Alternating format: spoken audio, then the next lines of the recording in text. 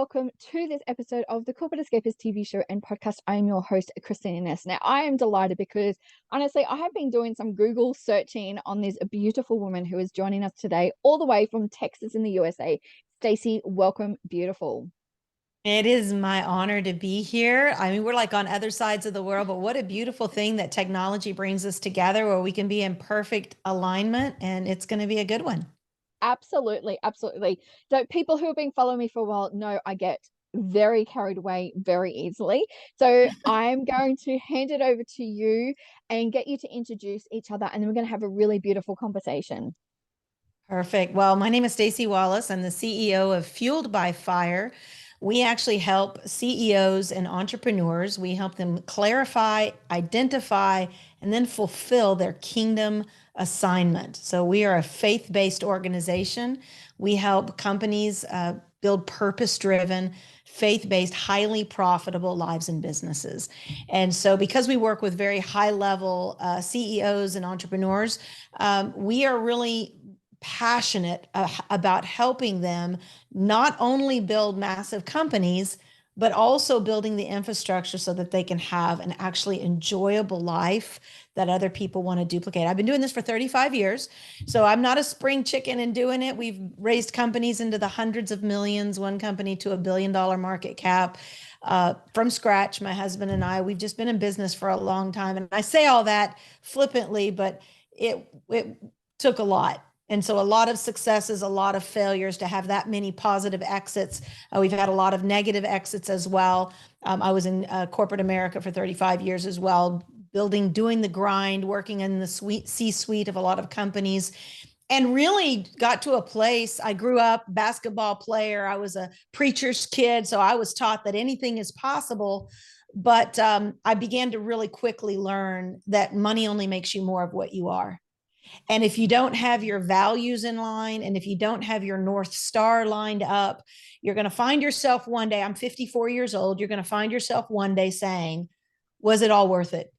Yeah. Is this really what I was working so hard for? And is there something more? And so at 48, I hit that wall and realized that it was time for me to make some big adjustments. And we did that. I'm super excited. That's where Fueled by Fire came from, and why we're now not as focused on building companies as we are about building entrepreneurs and CEOs. Entrepreneurs, some of them just getting started. CEOs, some of them already into the hundreds of million, 450 million, 600 million.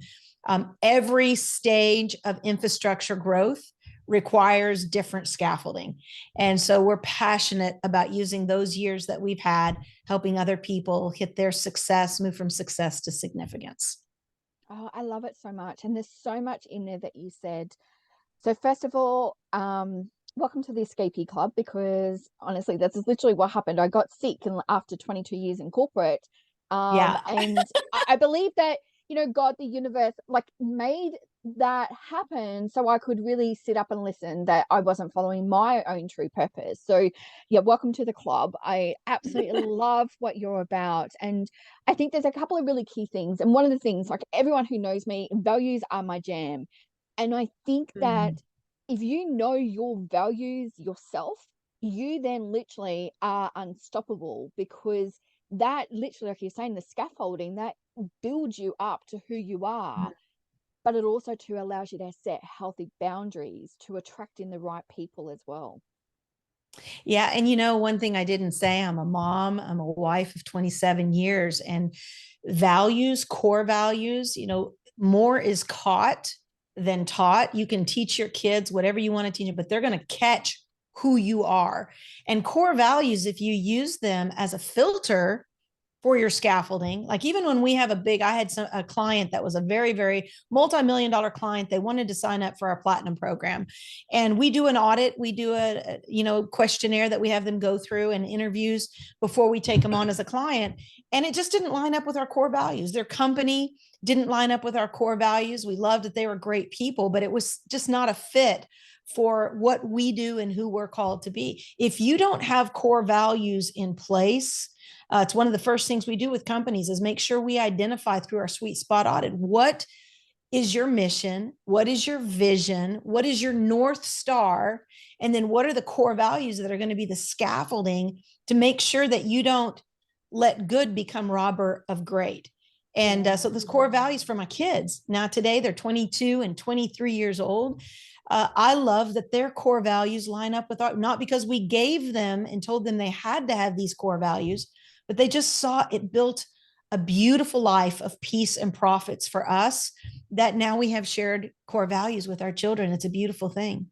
Yeah, absolutely. My son said to me a few years ago, he goes, Mum, I don't know who you are anymore, because all he knew was mum in corporate. And there was Yeah. such a different identity to Mm-hmm. when I left, because I think, I was, brought up that you go to school, you get a good job, like as a woman, like you get married, you have kids, and I mean, I was climbing that corporate ladder. But when I came out of that to actually work out who I was, it was such a Yeah. big identity shift, because it wasn't just losing the corporate title. My son was, going into adulthood. So it was almost like not being the mum, like not needed as well. Right. And I think there's so many things, like if you know who you are, like you're saying, it attracts so much goodness into your life. Well, a lot of people get confused between what is my role and what is my purpose. And I share Mm. this a lot of times because a lot of people, they'll go through a season of life like a baseball player. When we work with athletes, we have to make sure that they understand this is just a role you play. This is not your purpose. You're here on this planet to reflect God's love to the people around you. You can do that swinging a bat. You can do that as a surgeon. You can do that as a dentist, as a mom. We have a lot of moms that they'll get to 18 years old, kids start flying the coop, they no longer have them at home, and they get depressed, they go through anxiety because Mm. they thought that the kid or the kids was their purpose. My purpose is to be a good mom. No, that's just a role that you play. Your purpose is whether your kids are at home or whether they're in some other state or doing mission trips around the world. Your mission is, no matter what season you're in, no matter what job you have, reflect the love of God in whatever you do. I can do that working at a little restaurant. I can do that as a CEO. I can do that as a WNBA basketball player. I can do that at the Olympics. It doesn't matter what role I have. That way, if you're an athlete and you throw your arm out, your purpose doesn't change. Your role might change, but you're still on this planet to do good, to be a reflection of God, and to make life better for many. It Yeah. changes everything when you know what your purpose is. Oh, absolutely. And I'm such a big believer, like obviously, you would understand, like coming from corporate, the corporate companies have their own mission, purpose, and values. And so many Mm-hmm. of us don't have that ourselves. So I think for anybody starting in business, you need to have that for yourself. So then you know who you are, for you to fully step into that role as a CEO or an entrepreneur. So good. We call it the personal I am statement. We do a corporate I am statement and a personal I am statement. And obviously, I'm a faith based leader. So I do a lot of my teachings around biblical principles. Nothing better than how Jesus walked into a room and said, "The Spirit of the Lord is upon me. He has anointed me to preach the good news, to recovery of sight to the blind." He knew who he was. And that's how he could confidently walk in any room, no matter what people said. They called him a heretic, called him a liar, put him on a cross. He knew what he was called to do, and he did it effectively. So many times as leaders, we get wrapped up in other people's missions, the company's mission, but we haven't really identified, why am I here? What am I called to do? So, just real simple, practically, the way we do that is, number one, who are you? That would be, hi, my name is Staci Wallace. What do you do? And what is your title? So, my name is Staci Wallace, CEO of Fueled by Fire. What do you do? The CEO of Fueled by Fire, a company that, and this is where we say, help CEOs and entrepreneurs clarify and fulfill their kingdom assignment. And then the long version of that I am statement might be, what is your secret antidote? Right? So, who are you? What do you do? What value do you bring to the marketplace? And what is your secret antidote? So, for me, I Mm. have something called a signature growth model. We have something called the 1% method, which is on TEDx. When you know who you are, you can go to a networking group, you can go into a dinner party. And when people say, "Oh, so what do you do?" You can do it not like a speech. You can just say, "Oh, I'm CEO of a company called Fuel by Fire. We work with CEOs and entrepreneurs wanting to clarify their kingdom assignment." And I stop. And I know if that is the right market for me, because it'll hit a love unit in their heart and they'll go, "Really? What does that mean? Kingdom assignment, right? Okay, now we're fishing, right? Hook on, fish on. So now you can go into the next conversation, ask them about theirs, and you create this really great conversation versus I just represent a company. Mm, Who are yeah. you? What value are you going to bring to that person? Because all they really care about, they don't really care about what you do. They don't care about who you are. They don't care about how much money. They care about WIFM. What's in it for me? How can you help me get more clear about what I'm supposed to be doing on this planet? Mm. I love that so much. I have in-person networking events, and I one of the rules is that it's called no marshmallow conversations. So the marshmallow conversations is that sickly sweet conversation where you leave and you're like going, well, that didn't really get me anywhere. Felt good at the time, but now I feel really, Right. like you've eaten too many bags of marshmallows as such. So when you can have those really meaningful conversations, but in a way where you're igniting a conversation within somebody straight away, but you're still on your mission, that's the sweet spot. Yeah, and really, I said this in a conversation today with one of our CEOs. As I said, when you're in the room with kings and queens and rulers of nations, never talk about yourself. Mm. Yeah, at some point they're going to want to know, what do you do? Why am I talking to you? Yeah. But really, you want to get other people talking about them so that you can hear what is their sweet spot. What are they looking for in life? How you may not have anything to offer them, but they may know somebody Yeah. that needs what you've got. You won't know that if you're just talking about yourself. I did an event recently and somebody came and they were like wanting to hand out their business cards at our event and put brochures everywhere. And I was like, that's just not the way you enter an event. You enter an event going, what do I have to give? Not what am I here to take out of the event? And it is really more blessed to give than to receive. When you become a generous giver by listening to other people, really seeking to understand them, not just to be understood, you really become a valuable contributor to the outcomes of other people's lives. Yes, absolutely. And you stay on purpose. It's Yeah. like you're saying, it's us to give to the world. It's to, Mhm. I always say it's like that beautiful ripple effect. When you walk into the room, like you're not just touching one life, you're touching multiple because they're going to go home and potentially talk about what they've learned from you or, what they've received from you. And it could not be a conversation. It could literally be your energy. It could be how you've presented today and Mhm. simply just showed up to, hold a beautiful space for somebody. And really amazing thing is that people don't necessarily relate to your power. They relate to the process you've had to go through to get there.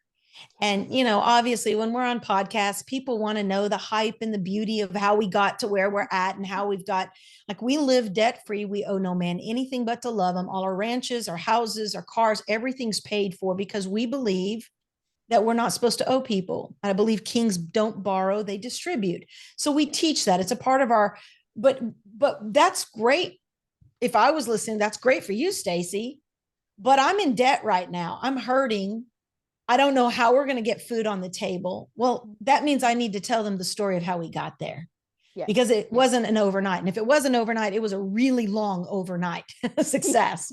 Exactly. But the struggles and the learning process and the 21 years old going through abuse and divorce and so much grief and anxiety because I had to become what I was going to eventually teach. I had to grow from the ashes of my past, not just have a great Cinderella story.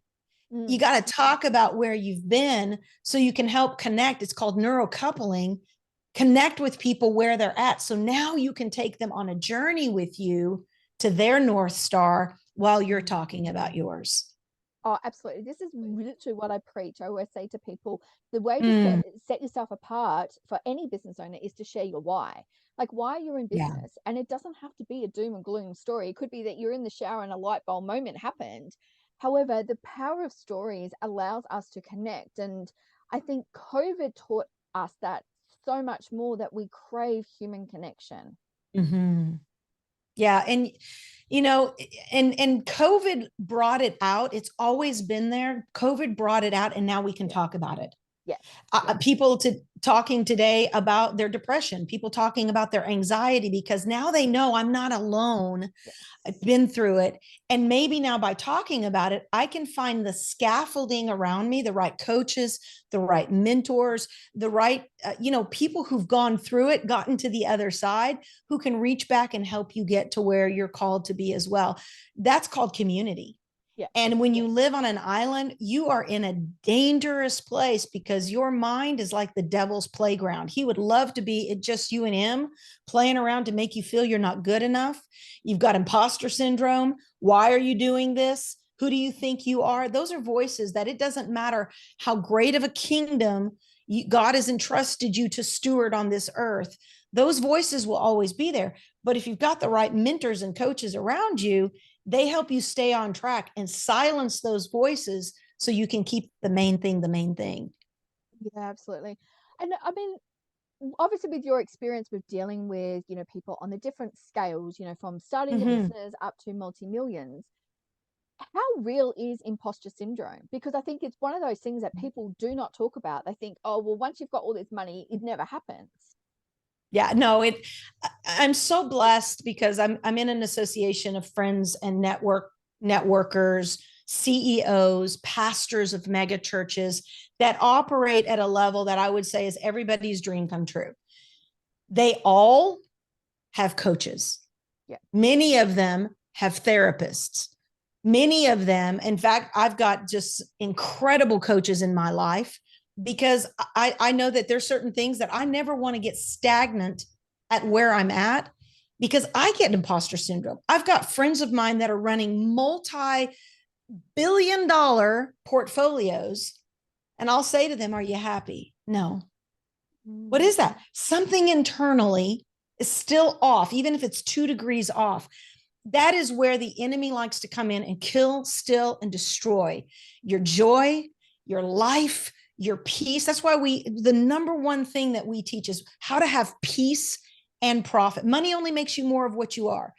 Revenue is the name of the game if you want to talk about hype. Everybody's talking about we're doing XYZ revenue. Revenue it pales in comparison to profit and cash flow.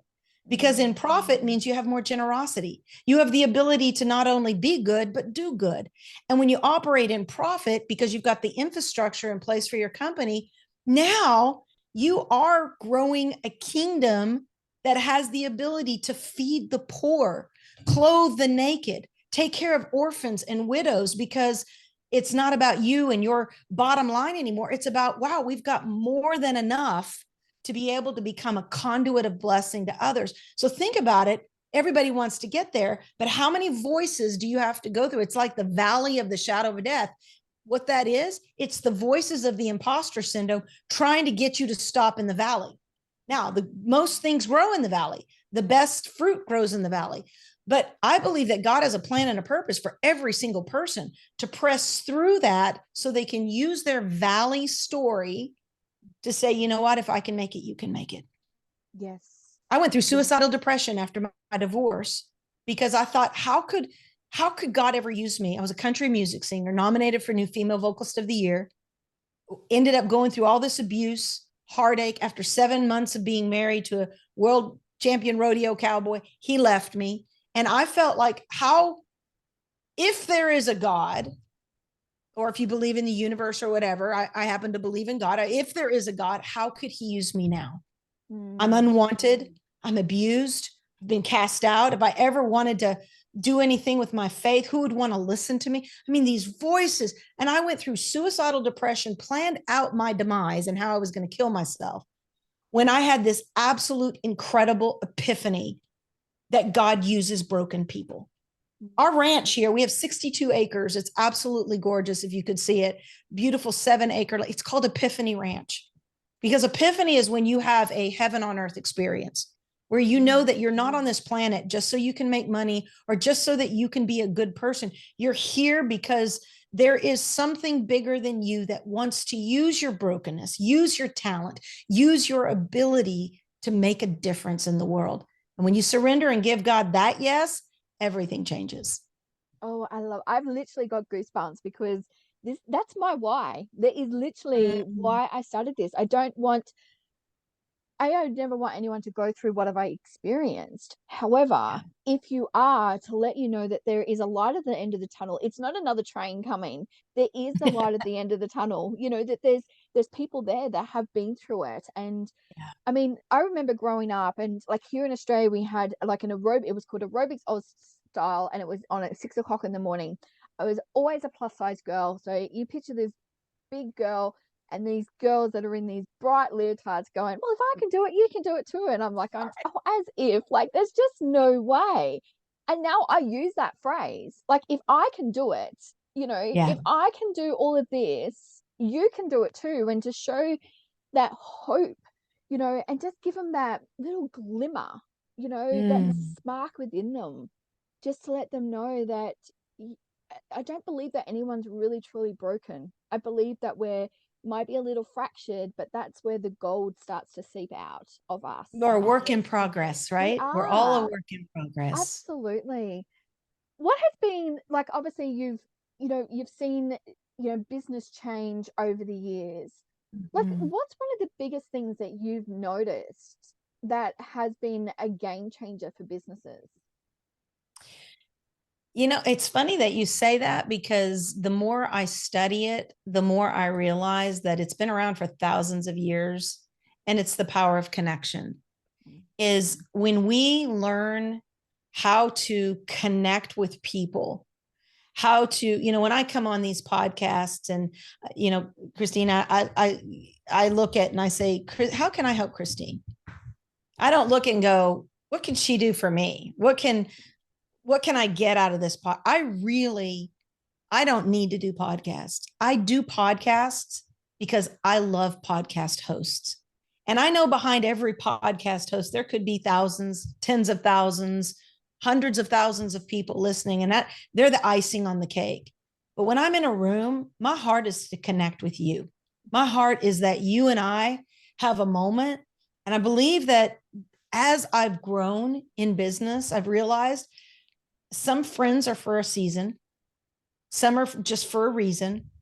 But both of those are good, but I really want to create lifetime relationships. I want friends for a lifetime that they know if I'm hurting, I can call Staci.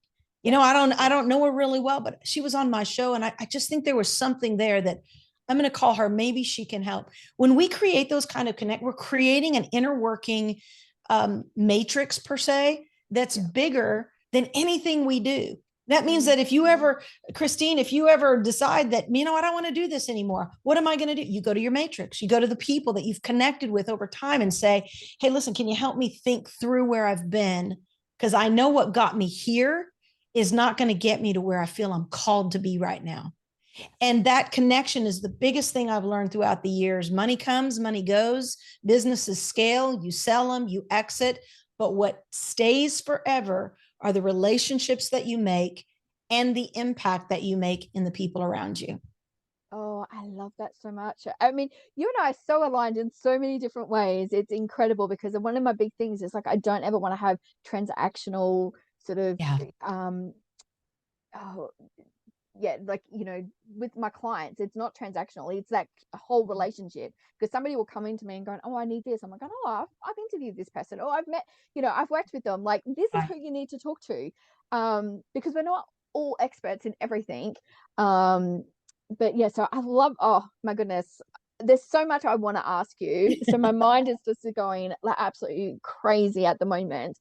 Um, when you are obviously, working with people, and they think that they're here, but you already can probably see the vision of what they've got, and you sort of sometimes go, oh, hang on, how do I get to connect them, to join the dots, to even think bigger? Because so many people, I think, don't understand their own greatness that they have within themselves. I'll give you two stories. One, well, maybe three. Last night on one of our calls, we had a gal that came to us at 439 pounds. And brilliant woman. She had multiple degrees, master's degree in education, degree in psychology, brilliant woman. But life had just had its toll on her, and she manifested pain in her body. So 439 pounds, a lot of the world ruled her out just because of the way she looked, stopped taking care of herself, just would show up okay with being overweight. Now she's lost 180 pounds. She's one of our top certified coaches. And now she's coaching multi-million dollar leaders, CEOs, thought leaders on how to live an effective life. She's helping them not only get in shape, but how to have a company that has a good health audit, right? Isn't that amazing that God would take somebody who is so unhealthy and put them in a place of being a health coach? Not just a physical health coach, but a business health coach. I've got two young guys that came to me when they were 20 and 22 years old. Their company was going through bankruptcy. They had a tiny home business, and they were claiming bankruptcy because they couldn't see what I could see when I saw them. They were cute, they were young, they were hungry, they were willing to learn. They joined our program, and in less than 9 months, really, in less than 9 months, we took that company from going bankruptcy to $13 million. Wow. Now ask me what they see in themselves. Now they walk into a room going, the room's just got bigger. We're getting invited on podcasts. We're getting invited into big stages. Why? Because when you can, and that's what you do with your clients, right? You see your clients in a way they can't see themselves. So Christine, you're that person. You're a seer. And if you are aligned with a seer, even if you can't see the vision for yourself, hitch your boat to a seer that can see what you can't see so that you can get what you would otherwise never get. Oh, yes, yes, yes. And it's really interesting because, I think even I look at, like, for myself, there's times where, I took some time off last year. I was needed to reset myself. And a lot of people saying to me, Christine, you don't understand your greatness. But when you are surrounded by the people who, and I truly believe that you need to be surrounded by people who are going to be your cheerleaders, but they also need to be your mirror. So they can actually do a real true reflection, allow you to really see who you are. And that's like warts and all, but all the goodness to allow that to come out, and they can cheer you along the way. Yeah, not only cheer you, but hold you accountable. Yeah. There's times I had a talk with one of my staff members last night. I said, girl, you're being mean. You need to call that person and apologize to them because that's not nice. Right now, I always believe in the Oreo, right? The Oreo approach is always give some nice sweetness. And then in the middle, you give the meat of the correction and then end it with some sweetness. But sometimes you just got to also be willing to say to people, you know what? You're being mean to yourself. Yeah. You don't see what I see. And so I'm just going to spank you for just a minute until you pull up your big boy panties or your big girl panties, yes. Go look in the mirror and say, doggone it, God was in a good mood when he made me. Yeah. Sometimes that comes with love, and sometimes that comes with tough love, which comes off often in the form of correction. Yeah, absolutely. Absolutely. I literally love everything about what you're doing, the message that you bring. And I'm just literally so delighted. I could literally talk for hours with you. So I just want to say thank you so much for being here and sharing so much of your amazing gifts to us as well. How can people work with you? Well, they can go to staciwallace.com and see everything that we do through Fueled by Fire and that, but it's just Staci Wallace, WALLACE.com. I'm sure you'll put it in the show notes. We will. But we do something every so often where we do a free 5-day, it's called Kingdom Alliance. It's helping you get in touch with your identity, who God's put you on this planet to be, and how to operate in a team managed environment so that you don't have to be working in the business every day, but you can become really like a king or queen of a nation of people that you're helping to provide jobs, better jobs, raises, bonuses. And we do that every so often. We've got one coming up that's you can go to fbfchallenge.com. And I'm telling you, it's tens of thousands of dollars worth of information. We feel because we're a high ticket program, we make a lot of money. We help people make a lot of money. We believe it's part of our duty to give back to the community of people who might not be at that level yet, but are saying, I want to be in that room one day where I am operating a multi-million-dollar company, a lot of times, a lot of leaders don't let you into that room. I want to let people in. And that's what these 5 days are about, is bringing our CEO mentors, our certified coaches, and giving without any expectation of receiving to the people that come. So they can go to fbfchallenge.com, get registered, and make sure that you told me that you were on this podcast so that I can make sure I take extra special care of you. Oh, absolutely. We're going to put all of that in the links below. And again, thank you so much. Before we go, I have 5 questions that I've been asking everybody. It's just a little how to get to know you a little bit more. So the first question is, do you prefer tea or coffee in the morning? Coffee. Oh, yeah. It's like, do not talk to me before I had a cup of coffee. Yeah, coffee Yeah. for sure for me. I have a heated cup called an ember that I only do 1 cup a day. I do Yeah. about 12 ounces a day, but I absolutely love it. Yeah. Amazing. If you could curl up and either watch a movie or read a book, what would you prefer? I am a book connoisseur and I am constantly reading books. I have a book club and I am a hundreds and hundreds and hundreds of books. So definitely a book. Amazing. Amazing. If you were to go on a holiday, would you prefer to travel to that destination by boat or plane? I would like to take a plane in order to get on a boat because I'm an avid fisher person. And one day I'm going to have my own TV show called Fishing with G Mama. So I'd take a fly plane into a private lake with a boat that I could fish all day. Oh, that sounds so cool. Very, very cool. The other question I would love to know is that if you were to have a dinner party and you could invite one person, either from the past or the present, who would it be? Oh, I'd invite Jesus. I would so love to Yeah. have a moment with him and say, let's roll. How can we fix things around here? And what would you advise me to do? Yeah. Yeah. And a new question that we're asking people is that if you could sum up life you in one word, what would it be? I would say kingdom. Yeah. I love For that. me, it's all about the kingdom. I love that so much. Well, I am so grateful to have had you on the show. I'd love to have you back and just to be able to share more of your wisdom. And thank you so much for your time, for being here. And yeah, just so, so gracious. So thank you so much. So honored. I'm sincerely honored to be here. I look forward to seeing what our lifetime relationship looks like. Absolutely. For those who are watching at home, thank you so much for being here today. I know that you've gotten so much out of this episode. If you've liked it, don't make sure that make sure that you hit the like and subscribe button above and put any comments that you've got below and we'll reach out to you. Remember to live life to the fullest every single day. Love and light to you all.